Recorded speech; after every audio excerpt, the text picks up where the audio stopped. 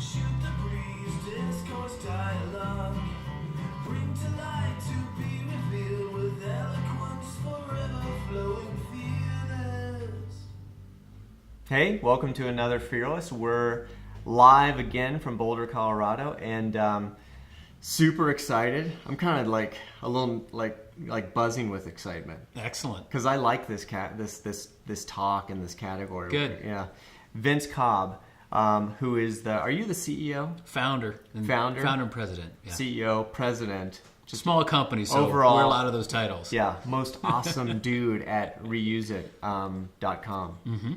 And it's just like that, just reuseit.com. So you can go there, check it out while we're talking, and you could see what's going on at the site and what they're all about. We got a ton of products we're going to go through. We're going to talk about reuse versus recycling versus just throwing it away. Yep. The big thing that we focus on is cutting down on these common disposable items. That I'm not done doing the introduction yet, Vince. I was going to say, we have one more piece of housekeeping. No, it's all right. We, as usual, you can tweet in questions to us. So, obviously, I should not be in charge of this show. It should be you. So, if you've got good questions, I'll do my best until we start getting those questions in. And then, not only are we going to be looking through stuff, we're going to give away stuff too, right? Yeah, absolutely. Wait, and there's one other thing. This has never happened before. These guys are offering a 20% discount at Reuse It right now. So if you're on the site and you're watching and it's live today and tomorrow, you punch in Fearless. It's Fearless, all caps. All caps. And you get a 20% off as a promotional code. Yep. Promotional code and checkout. Yeah. Okay. So it's good for anything at our site. It's something special we thought we'd do. Awesome. It's really cool that you did that. Yeah. And hopefully you could take advantage of it. There's great stuff on the site. Thanks. Let's start with, where do you want to start, actually? Well, I think that a place to start with. I mean, our site and the inspiration behind why I got behind this movement way back in 2002. It's all about these use and toss items, these disposables that our cultures just got hooked on. Yeah. And it started out first with the plastic bag. That was the thing. One. So for you personally, you got annoyed with plastic bags? Yeah, I started out. What year was this? This was 2002. So pretty far back. Yeah, way back. And I'm a runner, and I just started noticing them just kind of every place. And once I started noticing them, I could not get it out of my mind. And I started thinking, okay, well, what am I going to do here? I'm like, okay, I'll collect them up and go recycle them. Thought that was the answer. Okay. And I remember the bag that I had was so big, I'm like, it wouldn't even fit in the recycling bin that I saw at a grocery store. Right. So I'm like, okay, well, this doesn't make sense. So then my wife and I decided, okay, well, we'll start reusing these plastic bags. So we got rid of our big garbage can under the counter.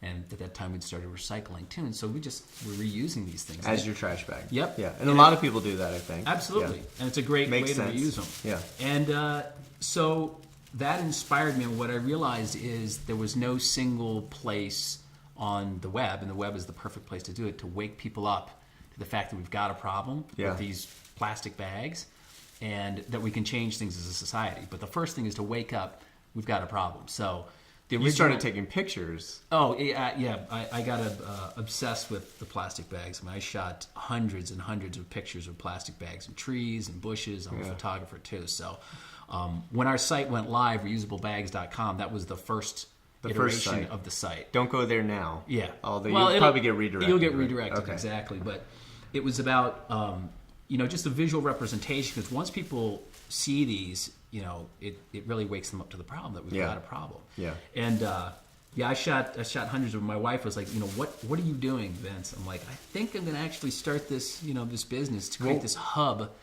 to wake people up, give them information, practical tools. What were you doing at the time? At the time, I'm an entrepreneur, so I had a company that got taken out in the dot-com implosion. Was it a plastic bag company? It was a single-use plastic Ironically, bag. it was. Oddly enough. Hey, lots of people get religion. Sure. That's cool. That would have made a great story. It would have been a better story, actually. Let's just say that you were an entrepreneur. And I was an entrepreneur, and entrepreneurs, when they see a problem, they take matters into their own hands and kind of get drawn into issues. I mean, I felt like this kind of thing, I just could not put it out of my mind. and saw, the simple solution is reusables. I mean, that was, the essence, the core of what made sense to me, which is why we, named it reusablebags.com. That, our advice with a lot of these things is, first of all, cut down on the disposables that you do consume. Just take fewer of them. Reuse the ones you do get whenever it makes sense, and then start using reusables. So kind of, in that order. Right. And by each of us as individuals taking on that philosophy, you can make a really big impact. Yeah. But our site also pulled together a lot of information that helped. We saw something that Ireland did that was fascinating. I did. Implementing a Plas tax, which is basically they were taxing plastic bags at checkout, and there was a 90% reduction in plastic bags. And I'm a pragmatist, and I looked at that and I said, that's going to work. That's going to take off. It has to take off. It's logical. It's a simple model. And I was surprised for many, many years. I mean, it didn't take off. You're dedicating a part of your life to getting rid of single-use bags, but you don't believe in bans, right? Right, yeah. Yeah, the reason that we don't believe in bans is that we think a fee-based model just makes more sense, because it's not that plastic bags are inherently bad. I mean, I know that sounds almost heretical, if that's how you say it. Yeah, heretical. Heretical to say that. It's the volume that we consume these things, and the fact that everybody thinks that they're free, that there's no impact on the environment, that kind of stuff. Yeah. So, and it's not paper versus plastic. Talk about the smiley face a little bit, because that was interesting. Oh, you just came across this bag one time, and it made you completely bananas. Oh, yeah. Well, when our site first went live, this was the image that was on the site. I mean, we had a few words that said "time to wake up," and this bag itself. I mean, it's have a nice day, thank you. It's like, have a nice day. Is this bag making too much noise? It's very noisy here. It's all crinkly. Right? Is it too crinkly on camera, the bag? It's fine. I don't want to bother people. Right. All right. Don't crinkle it too much. Yeah. Shh. But, we've got some other disposables, because things have grown. What is the world of stuff we throw away? Well, beyond. Yeah, I just had we just kind of gathered up a couple things in our office, and let's just go through some of these things. I mean, we've got tin foil. You can reuse it. You can reuse it, yes. Not many people do. And they should be, absolutely. Paper towels. Paper lunch bags. Paper lunch bags. Saran wrap, I'm just going to plastic throw wrap. it all away. I'll be the guy that throws it away. Water bottles, single-use beverage containers. I mean, we've got our society is drowning in these things. We've gotten hooked on these single-serve beverage containers. Yeah. Big problem with those. If this was Letterman, it would go like... Right. Over the back. Yeah. Ziploc bags. Yeah.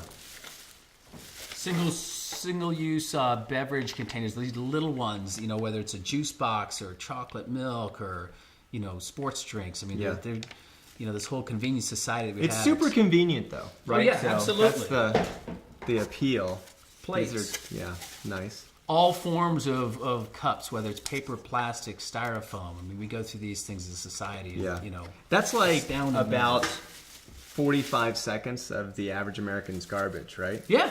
Yeah. Produce bags at grocery stores. Straws. Paper napkins. You on your site. Chopsticks. Oh, I love chopsticks. Which gets into cutlery. We've got cutlery in.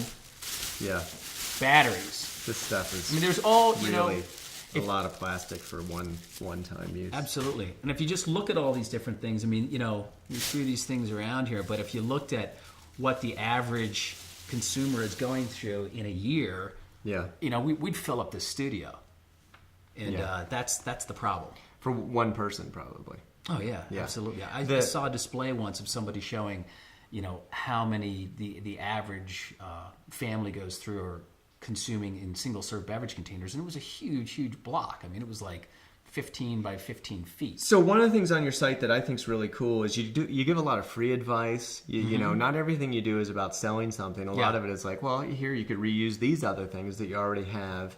And then the other thing that I thought was really compelling was you have some cost analysis, because I don't think people realize how much they're spending on the convenience for some of these things. Absolutely. Yeah. Yeah, there are things, I mean, like, especially if you look at, I mean, we could take like Ziploc bags, for example. I mean, Yeah. you can spend, $50, $60, $70, $80 Sandwich a year. bags with a family, you had $85 a year. Yeah. Paper napkins, $130 Yep. a year.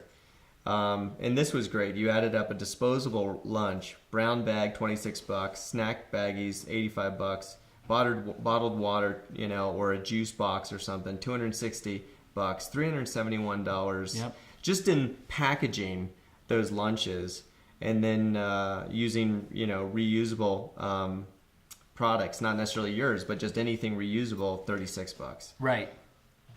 Yeah, I mean, that's an invisible cost to people. Like, I don't think people realize how much they spend on sandwich bags. I don't think even, a mom with a big family realizes how fast that sort of $4 a pop for the box Totally adds up. I mean, that's one of the things that we're doing, is helping to wake people up to that fact. It's like you, as an individual, can save a ton of money by moving towards, this reusables lifestyle. Yeah. But there's also, beyond just what the consumer is spending, there's also, these quote unquote free ones that we get, plastic bags, styrofoam cups, all that stuff. I mean, there are costs to, that we're absorbing as a society. Like, what are the costs of these things? I think Explain I that saw a little bit. plastic. I think I saw plastic bags statistic once. I can't keep all these statistics straight in my head. They were at the site, but I can't remember how much it's costing retailers. But we're talking billions of dollars a year in the cost of all these single use plastic and paper bags that are going out. And we're absorbing that cost, and it's not sustainable. And it's really resonated with, especially with consumers, with the economy, the recession that we're in, that it's like, wait a second, not only can I help the environment, but I can help myself and my family save some money. So you have to make an investment in these things up front, but then the long-term savings, you're saving money and you're helping the environment. So and some of the things you make an investment in, and some of them you just decide, I'm going to reuse this thing that I already got. You mentioned your dad, which Absolutely. I thought was really a funny story. You've got this, which is, can we give away one of these? Yeah. To an awesome Twitter question. Definitely. We'll give away one. It's glass with silicone around it. I love this thing. Yeah, because glass. I'm a big fan of glass. Glass reusable water bottles. Yeah, but your dad's like, what did he say to you? Yeah, he is, over the years, I'd see me, working through these products and doing different things, and I said, hey, I think it was a couple of years ago, I'm like, when is somebody going to develop glass reusable water bottles? Because it just makes all the sense in the world. I mean, it's inert, it's something that we're familiar with, and some people don't like stainless steel and no plastic, and it tastes good. Yeah, absolutely, no taste, no funky aftertaste, and at some point I said, hey, you want to see my new reusable water bottle? That's what your dad said. Yeah. And it was a juice. It was like an apple juice container, and for him, it was that made sense. And so absolutely, we can find. It was very dad-like to me. Hey, Mr. Fancy Pants, reuse it. Right. Here's Here you mine. go. This is what I've gone back to. It's But you guys are very open about that, which I think is cool. Like it's okay. Like that's a good solution in your mind. Absolutely. Yeah. I mean, certain things. I mean, make sense. Like you said, for tinfoil, it's like reuse it. You know, you can reuse it. I mean, my mother is. So we can buy stuff from Reuse It, which I love, but we can also find out how to reuse stuff that we've got. Absolutely. At reuseit.com. I think a lot of retailers would feel challenged by that idea. Like, I'm going to put information on how you could maybe not even buy something here. Why do you do that? Well, because I think the whole point is we're trying to wake people up to the problem, and it's there are things where if you can reuse it, reuse the thing that you have. I mean, why not? It makes sense.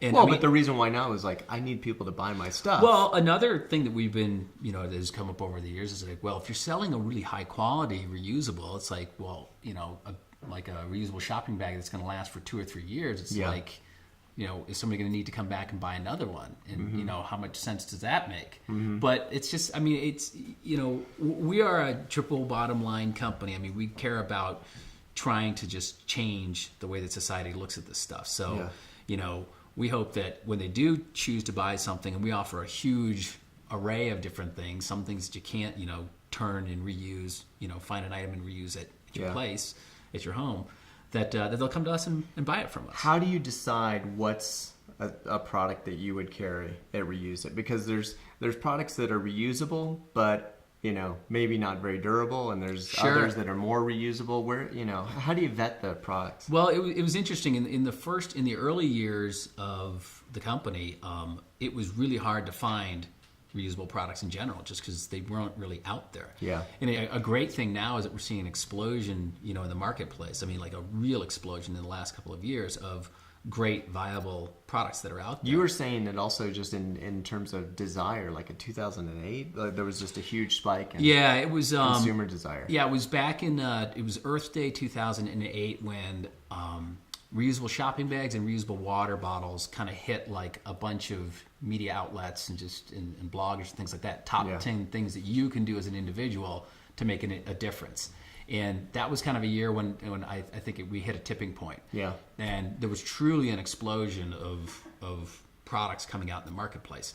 Some good and some bad. I mean, one of the things that we're moving towards, and well, to your point, how do we go through and vet products? Yeah. I mean, we look at a lot of different things. We look at, how it's made, the company that makes it, the materials that go into it. I think design is so important. I mean, form and function is critical. I mean, it's got to look good and it's got to perform well. Because it's got to be cool. I mean, that's one of the things that you can help, and I'm sure you are. But culturally, it took a lot of work to convince Americans that we should throw everything away. We came out of the Depression. We came out of World War II, and if you talk to my my father's generation and definitely my grandparents' generation, they could not have even existed in the world that we have right now. They would be so nervous that everything was disposable. It would feel bad, and it took designers and ad people and all these people and marketers. It took us generations to convince Americans, just throw it away. It's fine. Yep. Use it once, throw it away. And now maybe we're going to have to reverse that process. Yeah. Well, ideally, I mean, that's what we hope. I mean, this idea of like frugal and frugality as being kind of uncool. I think there's a cool factor to that now, and people are waking up and saying, hey, we can't do it like we have been doing it. I mean, if you have any conscience, or if you do start waking up to the problems that we're creating in our environment, we can't be doing it the way that we've done it in the past. But design helps make it cool. Absolutely. Right? I mean, like that water bottle, I think, goes a long way towards getting me to want such a product. Yep. And actually, I don't know where I threw the plastic water bottle, but like this is just, I mean, that's design. I don't want to be seen with this one at some point. I hope, right? Absolutely. And I have been seen with these, and I am seen with these, and we're in a little bit different place, like you and I, like about plastic, right? I really don't like plastic, and I try to remove it from my life everywhere I can. You see that as a little unrealistic. Well, you're not the first person to see me as unrealistic. And specifically within the area of reusables, there. The big thing that we're most concerned about is cutting down on those use and toss items. So, whatever's going to get you to a 50%, 70%, 80, 90% reduction, that's really important. I mean, I can show you one of the products that we have here, and this is, kind of hits on a couple things. The design factor. When I first started this company, we actually decided to start producing our own reusable shopping bags because there was such a small selection on the marketplace to choose from, and my wife and I designed this one that stuffs inside of a tiny little pouch, and I'll never forget the first time. So it's got the footprint and the design of a plastic bag, which works incredibly well, but it can be used thousands and thousands of times. So if you look at the total like weight of this, if this helps you cut down 50, maybe 100 plastic bags, you're going to be net positive. Right. So to do this in a non-synthetic material would be a real challenge to do. But what's that made of? This is made out of nylon, but it's Blue Sign certified. So Blue Sign certifies that the manufacturing process is as clean as possible. Yeah. And like reclamation of water during the textile process. You those have kinds of things. you have a great story about the first time you went to use one of these things, and I think Yeah. that it talks to design again. You Yep. know, how do we make this cool? Yeah. When when I originally looked at it, we realized that we needed to rebrand what reusable shopping bags, how they were perceived from kind of this thing that, A crazy person might yeah, brand. tree hugger, druids, Druids. hardcore environmentalists would do to something that is seen as progressive. And the first time when I took a prototype of What this, do you got against druids? nothing. Okay. I like druids. Okay, I'm just checking. I'm a tree hugger too. I mean, it's all about trees. So when I took this to, I think it was a Whole Foods. I mean, a progressive, grocery store, and I was feeling kind of awkward standing in line, getting ready to go through the checkout. I'm going to pull out this thing and let's see what happens. And I pulled it out, and it was like the cashier was like, "What is that?" And then one or two people behind me were like, "That's really cool. What is it?" So it kind of like was that moment where I really got it. That I always felt that design was important, but to have it, hit me directly, it's like, It was a little market test too. Yeah, absolutely, Yeah. and it's definitely, this. That was prior to launching your company, I would think. Yeah. But my instinct was it's gonna work. It makes sense. People are gonna got to dig these go kind of this way. things. Yeah. Yeah, and the typical reusable shopping bags back then was just like a plain old canvas bag or something like that. I'm like, this can easily be improved upon. And we've seen, the market explode with all kinds of very, very cool, innovative options. So, Yeah. so there are all kinds of products. Did you out there. now? I think Whole Foods charges for bags now, don't they? Or what's their bag policy? They offer a credit still, which is great. So they give you a discount if you They bring give you your a own discount if bags. you bring your own. Yeah. Okay. And I think they might have eliminated plastic. I'm not 100% certain. Yeah. But I know they still have paper, and that's the specifically within that issue of paper versus plastic. It's like it's all petroleum based when you get right down to it. Us being a petroleum based economy. Yeah. One's biodegradable ideally, the other one isn't, and that's a big problem. And The only distinction I would just add to that, though, is if you've got something that we know that people only use for 15 minutes max, the average disposable bag. Sure. Do you really want to make it out of a resource that is finite? So do you want to make it out of oil and then use it for 15 minutes? Well, I get that the process is petroleum based, Yeah.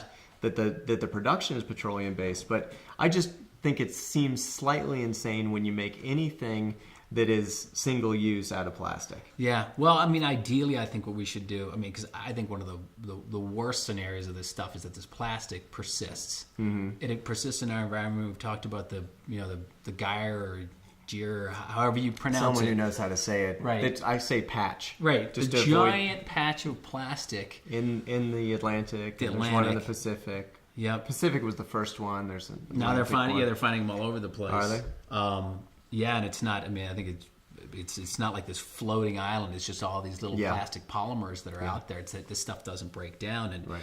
we're seeing advances in plastics where there are additives that can actually break the molecule down into organic materials. Yeah.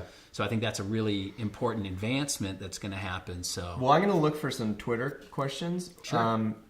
You maybe could talk about your approach to plastic, because you have some products on the site that are plastic, and I think you believe that it has a place, and that there's probably a way that you decide whether this plastic is produced and built into a product that makes sense for reuse it. sure, yeah, I can See if we have any Twitter questions. show one product on here that would be very hard to make out of a non-plastic material, but it's this collapsible food container. And so the reason that we picked this up is for takeout food, so you can have it with you, and then you can use it as a takeout container. And doing this in a non-plastic would be extremely difficult to do. And we always looked. They've got to be safe, safe plastic. So polypropylene, LDPE, HDPE. It's got to be those safe kinds of plastics. But yeah, it's got its place. I mean, there's also cost as another standpoint. Affordability is key. I mean, not everybody can afford to pay the costs that are associated with non-plastic reusables. Right. I mean, like a stainless steel bottle versus a plastic reusable water bottle. And again, you're going to go net positive very, very quickly with using a water bottle. Right. I mean, it's going to take, maybe 20, 30 uses. And, so it's Using a plastic water bottle even. Exactly. Yeah. Not that one. Right. Because those aren't designed for reuse. But why not use that? You can't reuse these? We've heard things that it's like they don't advise, and I don't know if it's because the plastic isn't made well enough. I mean, all plastic breaks down over time. I love that story. I didn't know they don't advise it.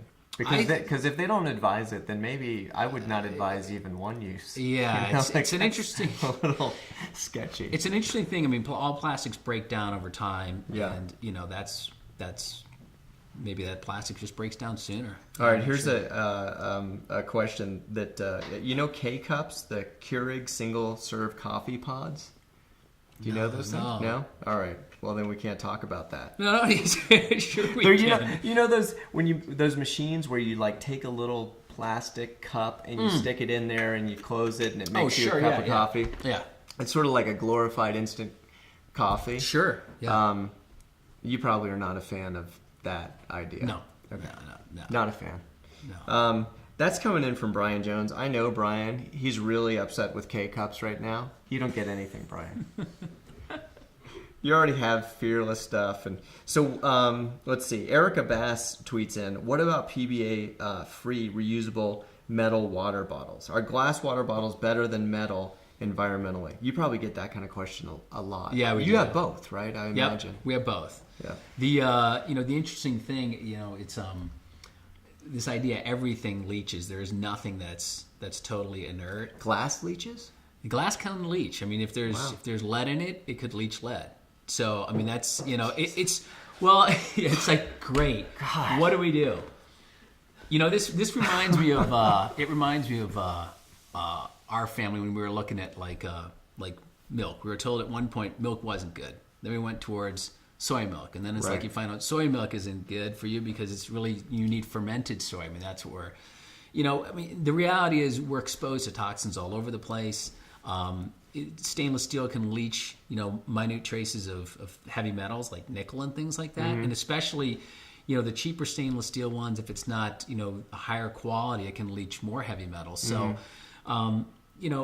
it's tough when people hear that kind of stuff, but that's the reality of it. And our idea is to by buying, especially sticking with high quality reusable products, you're reducing the exposure that you're going to get to these chemicals. Yeah. So are you able to determine whether do you test the products? Is there a way to do that, or is it? We look for companies that that we're looking at. Have they done the testing? And the reputable companies out there. I mean, the companies that we look to and that we work with, we know they're using the best materials out there. Do you have Clean Canteen? Absolutely, yeah. That was it's interesting thing you bring up with Clean Canteen. When our site first went live, I mean, we couldn't just offer reusable shopping bags and lunch bags and things like that. We had to offer other things. So we looked to the marketplace, and Clean Canteen was one of the bottles that we found out there. So, yeah, we have a long history. I mean, I think we helped them kind of really launch as a brand because our site was getting covered like crazy back in those early days, and we were a real leader out there. And you were in Inconvenient Truth. You were mentioned in Inconvenient Truth? Reusablebags.com got cited as a source, just for all the work that we were doing to raise awareness as a great source that provided, simple, effective information for individuals. Things about, Was that a pretty good bump for business? Yeah, it was great. It was great to get that. And that led today's to Al Gore's birthday. I didn't know it that. Is. Happy birthday. Happy birthday, Al. Should we sing it? No, I don't think so. Maybe you should. I definitely know I should not.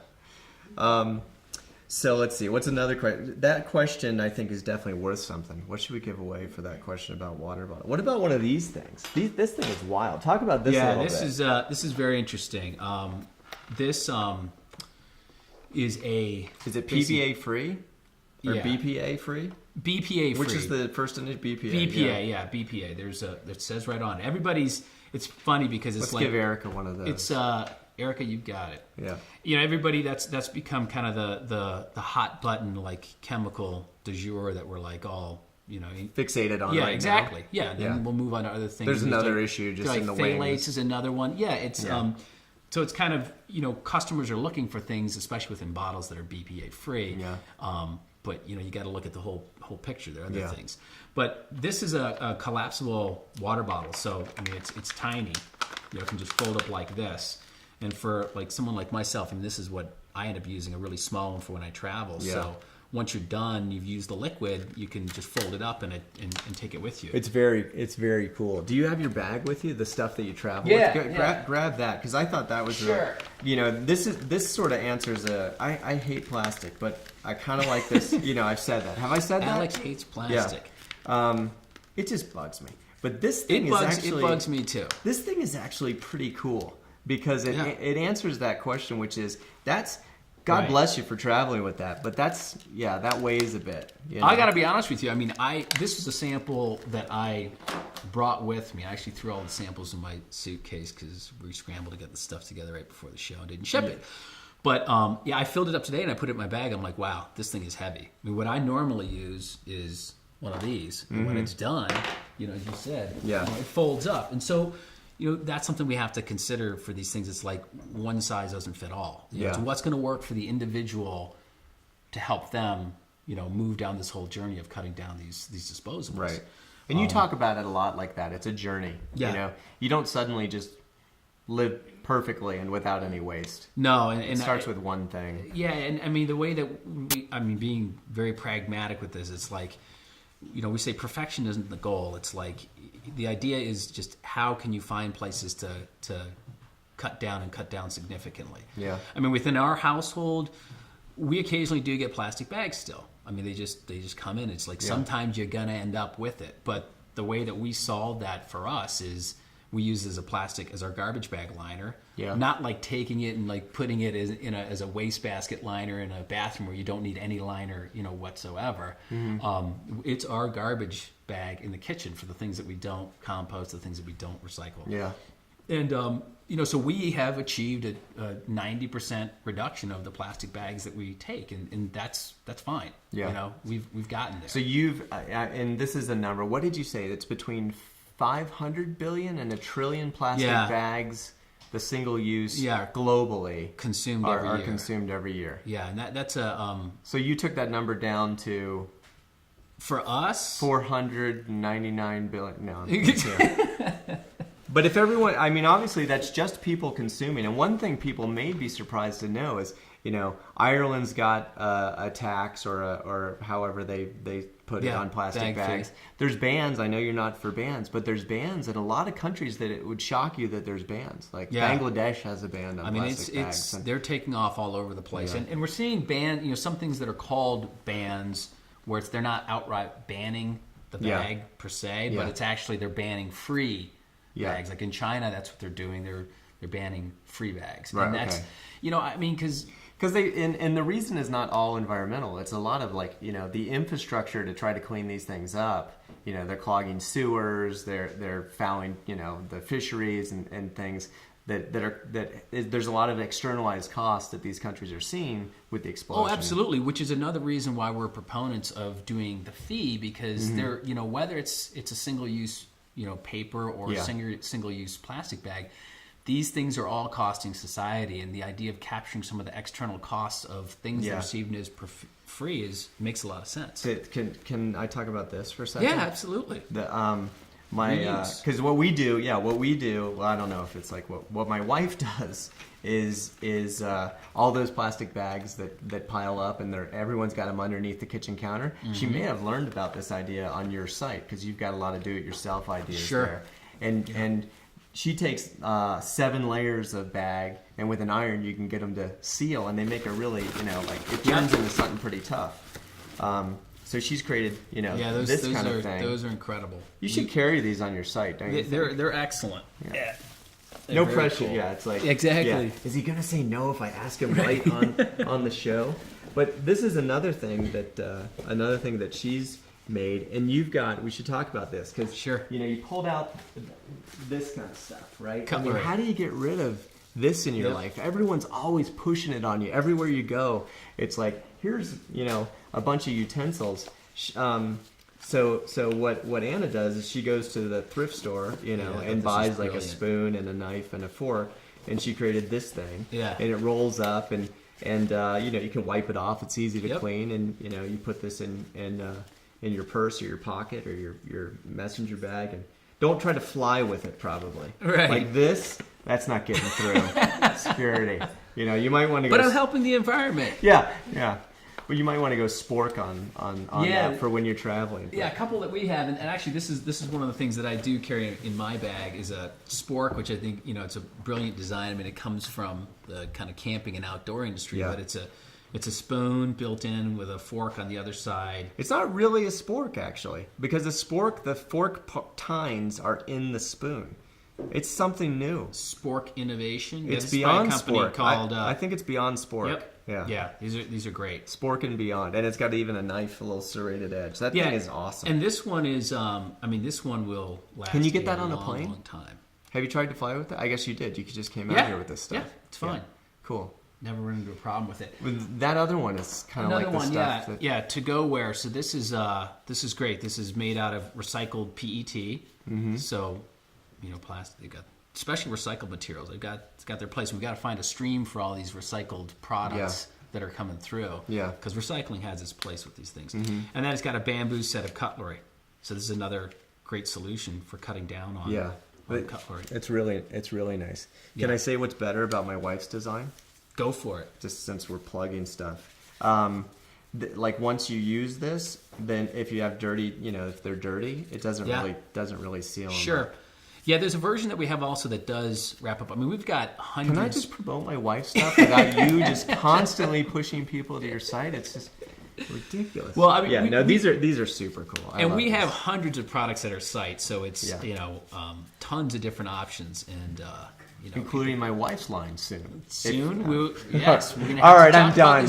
We're gonna have to talk about this. I'm done. Absolutely. What is this thing? Because this thing is really cool, and I don't even recognize it. This is an item for the kitchen, and it's to help. There's these innovative products that are coming out to help cut down on Saran wrap and tinfoil potentially. So it's basically a resealable lid.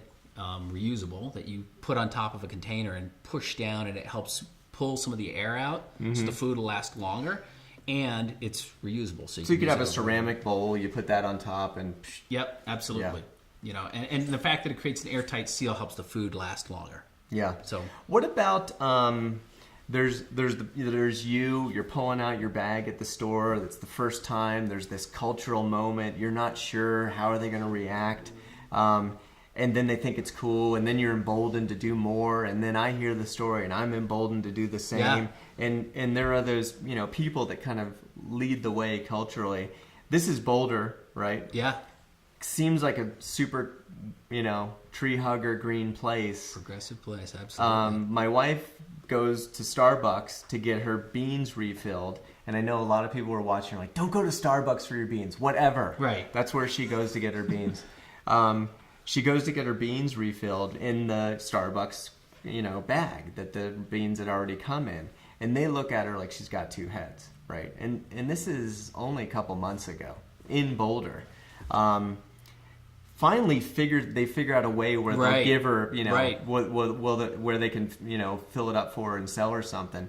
And then the next time she goes back, totally fine. No problem at all. Like, oh yeah, sure. And they grab it. Broken down a barrier. Yeah.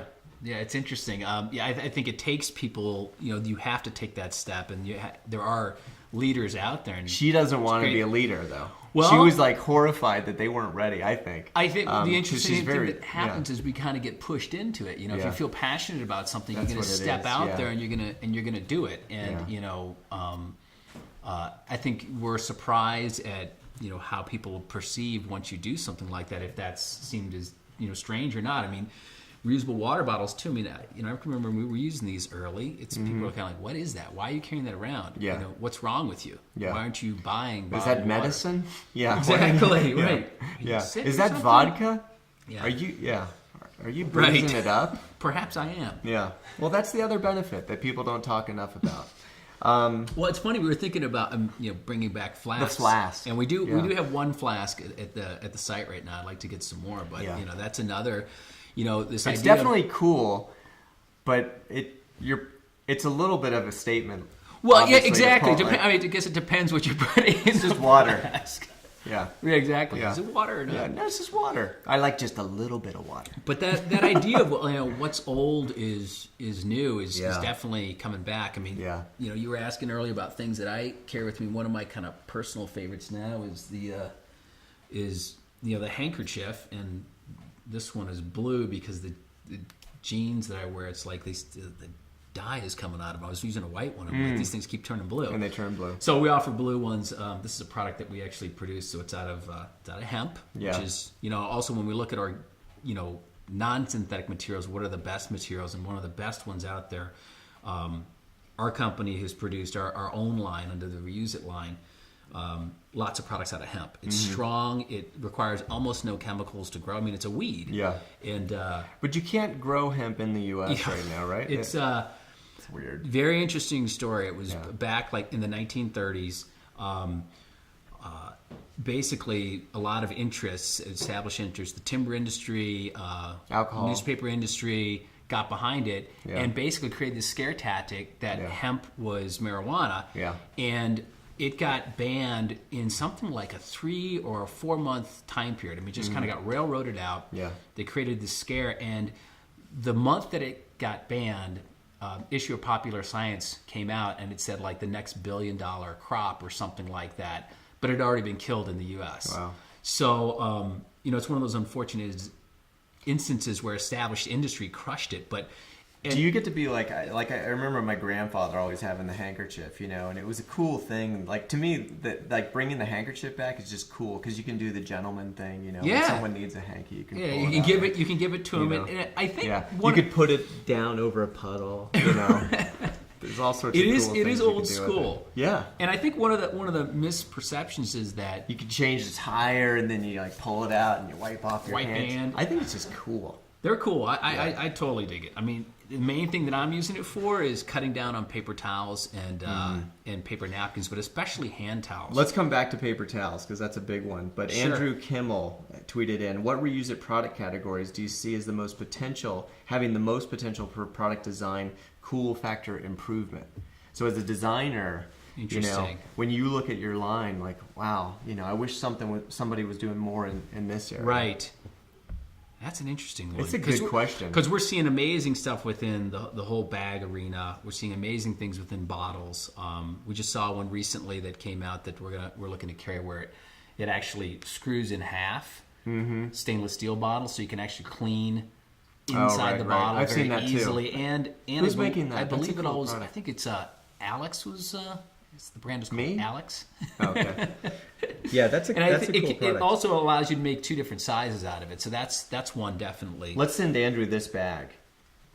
This is the Happy Face reusable bag that was inspired by the Happy Face throwaway Yeah, bag. we had to produce this. That's one that we decided to produce. And again, it's made out of hemp, and the durability of hemp is incredible. In fact, it was so important. It used to be a law in the United States that you had to allocate some of your farmland. George Washington grew hemp. You had to allocate it towards He was a huge pothead, though, wasn't he? that association. It's a funny thing with hemp that it got associated with marijuana, and that kind of like it's making a comeback, and you're seeing other countries that are growing it. Like Yeah. Canada's all over it. Yeah. And the stuff just lasts forever. It's 4 times stronger than cotton. So it's a material that we've chosen to use in the bags that we produce. We 'cause should is grow just it here, though. I incredibly mean, it's strong. crazy that we don't grow Absolutely, it here. and there's Yeah. a lot of movement underway does good to make things it to your make it field. legal. Yeah. Absolutely. Yeah. Because cotton's a disaster to grow. I But mean, this Happy Face, it's like, okay, I'm reusing stuff. I'm happy. Much cooler than the plastic bag version, right? Which Sure. is like, happy, have a nice day, polluting, right. Yeah, It's ironic, and they're still being produced. The It's happy amazing. ones? Oh yeah, All right. yeah, you still see them. All right, we're not digging on the Happy Face. Yeah, we are, actually. Right. So you've got some other stuff here, like Yeah. toothbrushes and like Yeah, let me show you. This one's pretty cool. I actually stuck a paper clip on it so I can show how it works. But, and this is where we get into, again, I don't want to get hooked on the plastic or no plastic. But, the thing that makes this very innovative is just the head comes off. So when you're done using this thing, you keep the handle, but the head pops off.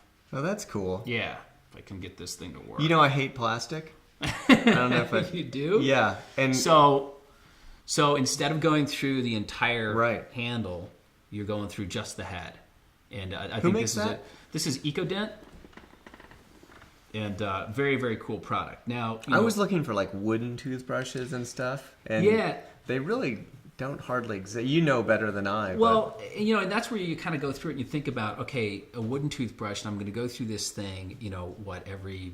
Then you're still throwing away the whole toothbrush. Yeah, you're throwing the whole thing away, and that's where the issue gets kind of complicated. Sure.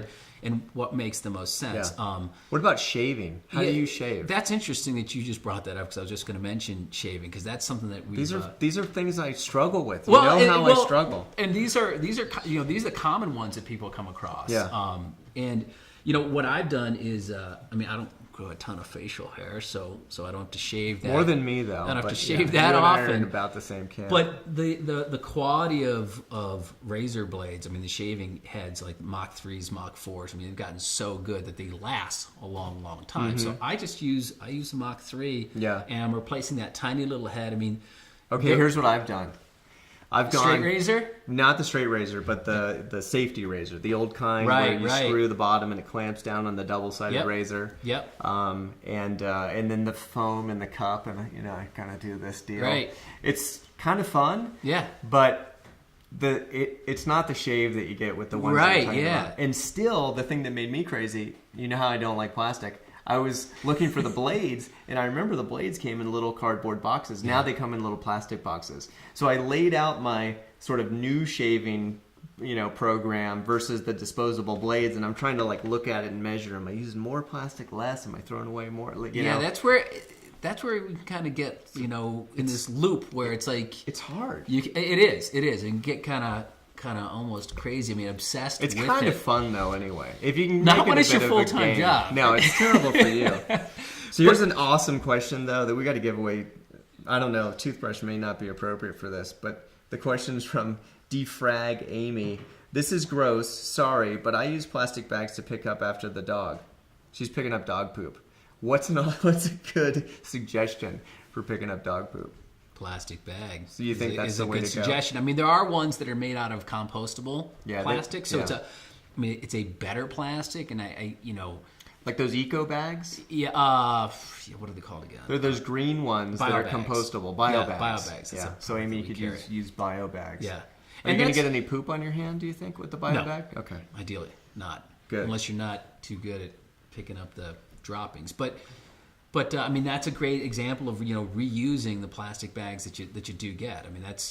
That's part of what we make sure that people do. And recycling, that's not the answer. That's the last thing down the stream. We obviously want to recycle whenever possible, but the idea is cut down on consuming fewer of them and reuse them when it makes sense. The so it's a good use to just pick up poop, I guess, but there's the amount of poop that dogs produce, you probably are better off coming up with another, like a bio bag or something. Yeah, something like that. But if you as much as my dogs have pooped, we're talking about at least three or four bags a day, which is probably too much. yeah, Here's a good question. And this one, I struggle with this too. So have I mentioned that I don't like plastic? But I ride bikes a lot. Do a lot of cycling, and when you're cycling, there's plastic water bottles, the sport bottles. yeah. They work really well. You can squeeze them. They shoot the water. Sure. At a high velocity, which you need. Right. What's a good solution if you don't want to use glass? You could use metal perhaps. Yeah, there But are. It's hard. It's hard, and that's where again you may have to make the decision. It's like which way do I go? Because there are stainless steel bottles out there with sport lids on them, but yeah, like your point, you can't squeeze it. So Yeah. it's again that kind of form and function. There's an just have to make a choice. opportunity though, maybe for designers. You know, how do you improve on a stainless steel sport bottle so that you could still get that kind of squeeze action? Yeah, I mean that's the interesting thing. You know, now that we've got tons of entrepreneurs, designers looking at these areas and these problems. I mean, we'll see really innovative, kind of mind blowing things that are coming out. Do you feel like you identified just as an entrepreneur? We could just talk a little bit. Sure. You know, being an entrepreneur, do you feel like you identified a market at the right time, and that it's just going to continue to come to you, or do you feel like I don't know, this is sort of day by day? Well, I think originally when I started the site, this was a predictive thing. I mean, reusable bags weren't even like used. I mean, that wasn't a common term out there. So the idea of naming it reusablebags.com, and we got the URL reusableBottles.com, it was all like kind of build it and they will come. So, and it definitely, they came. So as far as being an entrepreneur, I mean, it makes a lot of sense. I mean, what we've seen, some challenges as an entrepreneur, it's like everybody's getting into this game now. And we're seeing this explosion of, reusables out there. Lots of places where people can buy them. So it's getting more competitive at the same time. More. Yeah. But we do things, as I was mentioning, a triple bottom line company. We donate 1% of sales through 1% for the planet. So we've cool. donated over $200,000 back to That's great. environmental organizations that are doing real grassroots, high impact work. And so that, and delivering outstanding customer service. I mean, that's something we won an award, BizRate Gold Customer Service Award, that not many e-commerce companies get. Like 0.1% of all companies get that. So doing those kinds of things really well is something to help make us stand out. We had started to touch on paper towels, which in my journey, the paper towel was like really difficult to move past. Sure, that's a tough one. I mean, and I've moved beyond where you are on paper towels. You were saying you still have paper towels in your kitchen. We still occasionally use them. I mean, there are times where we got little kids. Yeah, they're gone. Well, you have little kids too. Yeah. And there are. I'm an empty nester. Rags. There are microfiber cleaning cloths, which actually work better than paper towels because they physically trap the bacteria, so you can cut down on the amount of cleaning solution that you use. And I'll point again to this thing. I mean, for hand towels. I mean, I think what happens though with paper towels is if that was out and I had like created a big mess, I don't want to. That's like moving the mess. Like it captures the mess, and then I have to take that, and then I have to wash it, right? So that's a big shift for people. Oh yeah, absolutely. Whereas paper towels, you sort of contain the mess, and then you drop the mess into the trash. Yeah. And that level of convenience that doesn't really compete with. What worked for us, I think, is when my wife took the paper towels and she just moved them further away. Yeah, so they were there, sure, but they were harder to get to, and so the first thing you grabbed was the dish towel. Yeah, and then pretty soon we didn't need them anymore. Yeah, these habit things. I mean, that's a real important factor. It's like bringing reusable shopping bags is a thing that people have. You hear people saying, "Yeah, I want to use them, but I just forget them." So it's like, what are the things that you can end up doing to make it more of a habit? And what we advise people is like, don't give up. Do things like that. Move the paper towels out of reach so you can start breaking that habit, and you'll get used to just reaching for rags or microfiber cleaning cloths or whatever those things are. But a big thing that we've seen is for reusable shopping bags, and wanted to bring some of the more innovative things that we offer. And this is an entire set. In fact, I even stuffed in a little produce bag set. And since they're made out of this is silicone-coated nylon, so it'll last. It's actually a technology that came out of the outdoor industry, like all those really thin, like nano puff coats that we see. I've got one from Patagonia. That's what makes that plastic incredibly strong. So you can use glass; it'll last a long, long time, and it's absolutely tiny. I mean, this thing scrunches down. The pouch that we created is small, but it gets even smaller in the pouch. But so that's a few bags. This is four usable bags. Shopping bags, and I put an entire.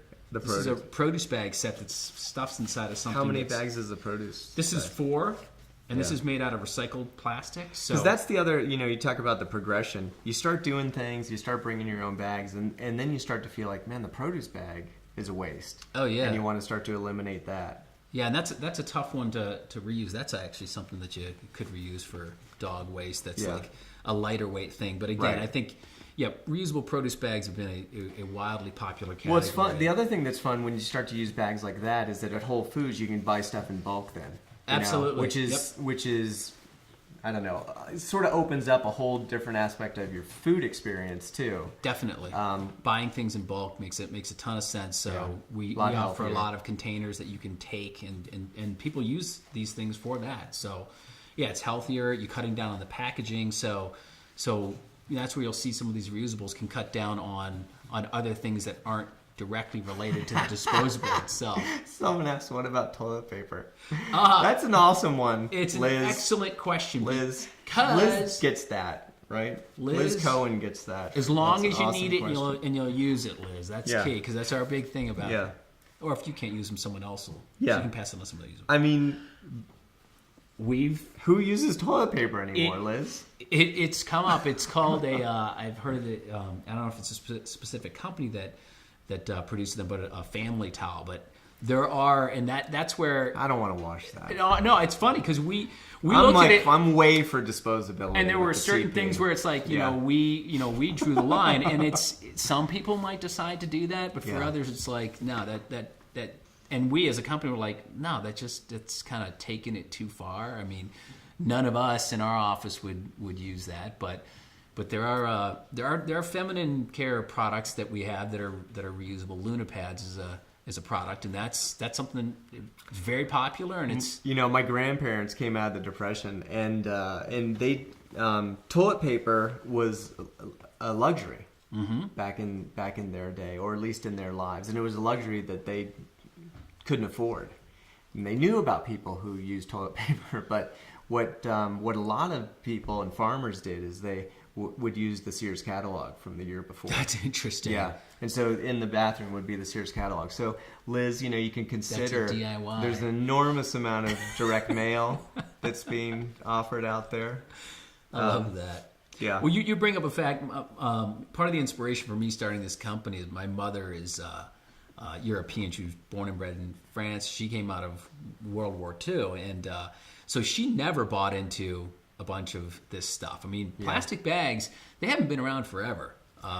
Remember when the debate was paper plastic, and then we seem to have settled on plastic, I don't know who decided, but it definitely suddenly went way plastic. Yeah, absolutely. And whether it's paper or plastic, she said, I'm not messing with this stuff at all. And a lot of these countries, I mean, they never, they weren't into this stuff, and we're seeing it go back that way. I mean, I think Europe, and I think it's problematic. We're seeing these developing countries saying, hey, it's working over there. Why don't we start doing this stuff over here? But now they're starting to see the downsides of it earlier on and cutting it down. I find it unlikely. I mean, a lot of people are worried that, China is just going to say, I want that American lifestyle, that exact thing. I don't think it's going to happen. I agree. I agree, because they're seeing the downsides that we're struggling with from this overconsumption. But also, I think that they're prouder than that too. Like, to just try to recreate an American culture,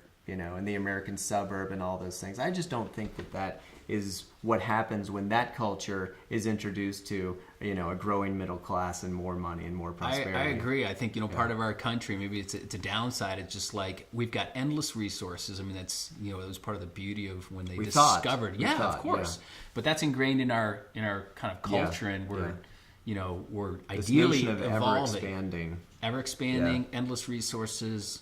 Consume. Do you think that that's changing? Do you think that and how does that change take place? We're almost out of time, so I think this is a big question to leave you with. I think that I think it is changing. I think it's definitely happening with the people that are, this idea of conscious consumption is the broader idea. So we're seeing people get aware of it, but hopefully we'll see it. I mean, we got a lot of market forces that go counter to that. I am what I own. I am what I consume versus don't consume. But we're seeing it happen. Do you see people challenging the ideas that you put forward to? I mean, you must see that, right? Like, because everything is a bit of a compromise. So absolutely, you say, let's reuse this. Here's a reuse it product. You must get people sort of dinging you. Yeah, it definitely happened. I mean, in the beginning, and and some of the ideas of like us saying like, let's do a fee versus let's promote fees versus bands. We've seen it, but our point is, I think that there are wise decisions out there, and just keep moving forward. And a lot of people will say these things aren't convenient, they don't make sense, but bottom line, we've got to start changing some of our habits because we can't continue to do it like this. It just doesn't make sense. Yeah. The convenience thing is interesting because, at what level of, making yourself convenient, at what point does it become an inconvenience for you, right? So, it might be convenient to throw away that water bottle, but it's probably very inconvenient to try to avoid the compounds that plastic is breaking down into that are now all throughout my environment. Oh yeah. So and I think that's part of the whole issue that you were talking about. This wrestling with the plastic issue. What are we gonna do about it? Yeah. And when it comes to the reusables, it's like get something that'll last a long time, regardless of the material, and recycle it at the end of its life cycle. So bottom line, we need to grow hemp in the U.S. Yes. Right. People need to go to reuseit.com, and if you didn't hear at the beginning of the show, there's a 20% discount today and tomorrow if you type in Fearless in the code space, which is amazing. Thank you for that. And you represent, I think, what a lot of people believe is necessary. That change can't come just through the nonprofits. It has to come through, the social entrepreneur. Absolutely. Which I think that you're a great representation of that. And I really want to thank you for being on the show and spending so much time for us. Appreciate it. It was awesome. It flew by. Yeah, it goes fast, right? Yeah, absolutely. So we'll see you guys next week. Lisa, you can cue the music, I hope. We'll see how that goes.